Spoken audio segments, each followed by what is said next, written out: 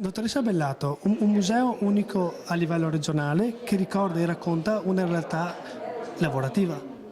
Sì, l'allevamento del baco da seta che ha coinvolto la quasi totalità delle famiglie nel Trevigiano. Per riportare dei dati, negli anni 30 in provincia di Treviso era il 40% delle famiglie che integravano il reddito agricolo con la vendita dei bozzoli, delle gaete in primavera. E poi fondamentale l'industria bacologica, quindi gli stabilimenti bacologici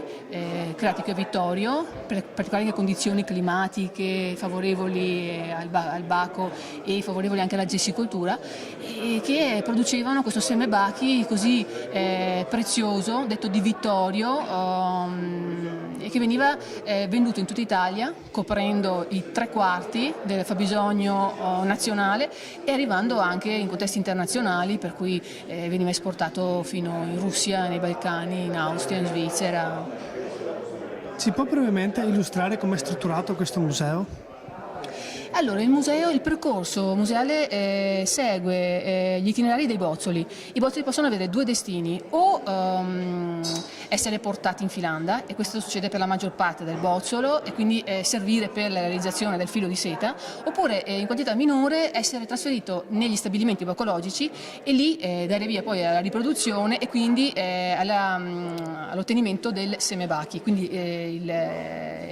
le uova necessarie poi per ulteriori allevamenti. Ecco, quindi questa è un po' la divisione: da una parte l'aspetto dedicato alla filanda, il lavoro in filanda che iniziava ha coinvolto la maggior parte delle generazioni di donne qui nel Vittoriese, e che iniziava da giovanissimi, iniziava a 12, 13, 14 anni, e poi nell'altra parte invece attenzione per gli stabilimenti bacologici che erano impegnati in questa selezione del seme bachi per arrivare a un baco sempre più forte rispetto alle malattie, in particolare la pebbrina temutissima, e un bozzolo che fosse ricco di seta e di una seta di grande qualità.